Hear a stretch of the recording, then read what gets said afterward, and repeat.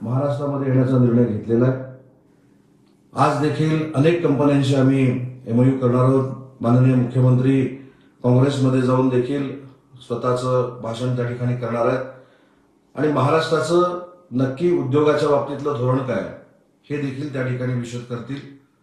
गेली 2 वर्ष याच ठिकाणी माननीय एकनाथ शिंदे साहेबांनी देखील महाराष्ट्राची भूमिका मांडलेली होती। आम्ही इथल्या उद्योजकांना येणाऱ्या गुंतवणुकीच्या निमित्ताने येणारे जी लोक आहेत त्यांना सांगतोय की मैत्रीसारखा एक अतिशय महत्वाचा कायदा आम्ही महाराष्ट्रामध्ये आणलाय आणि तो कायदा अपग्रेड करण्याच्या दृष्टीने आम्ही पावलं टाकलेली आहेत। आम्ही एक पोर्टल येत्या 8 दिवसामध्ये महाराष्ट्रामध्ये आल्यानंतर लॉन्च करतोय आणि ते पोर्टल आल्यानंतर उद्योजकांना कमीत कमी वेळामध्ये सगळे दाखले मिळायला त्याचा उपयोग होणार आहे।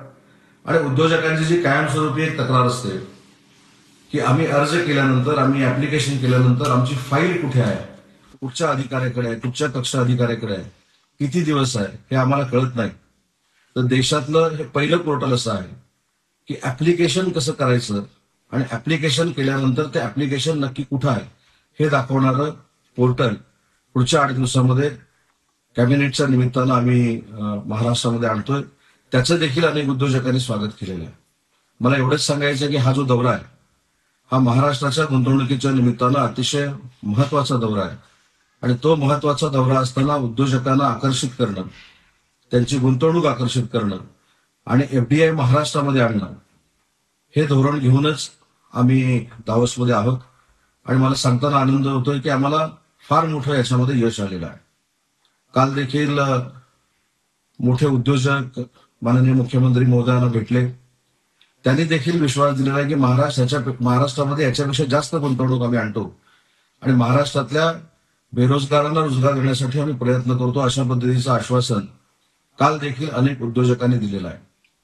आज देखील मला असं वाटतं की स्टील क्षेत्रातले ज्यांना आपण पोलादी पुरुष म्हणतो, ज्यांना पितामह म्हणतो, ते लक्ष्मी मित्तल मुख्यमंत्री महोदयांना भेटत आहेत, टाटाचे चंद्रशेखरन मुख्यमंत्री महोदयांना भेटलेले आहेत। त्या सगळ्यामध्ये मला असं वाटतं की उद्योजकांना विश्वास देणं आणि उद्योजकांना महाराष्ट्रामध्ये आणणं हा प्राधान्यक्रम घेऊनच हे दावोसचे दौरे आयोजित केलेले आहेत। आजच्या दौऱ्यानंतर माननीय मुख्यमंत्री उद्या मीडियाशी देखील इंटरॅक्शन करणार आहेत आणि या सगळ्यामध्ये मला असं वाटतं की जे एमओयू होत आहे आणि ते एमओयू झाल्यानंतर आमच्यातले काही हितचिंतक त्याची अंमलबजावणी होते की नाही याकडे लक्ष ठेवून असतात। त्याचं उत्तर म्हणजे मागील 2 वर्षांमध्ये झालेले जे एमओयू होते त्याच्यामधले 83% एमओयू आम्ही प्रत्यक्षामध्ये उतरवतोय। आम्ही अतिशय चांगल्या पद्धतीने त्यांना सहकार्य करतोय आणि अनेक उद्योजकांनी सांगितलं, काल जर आपण बघितलं असेल की कालचा सगळ्यात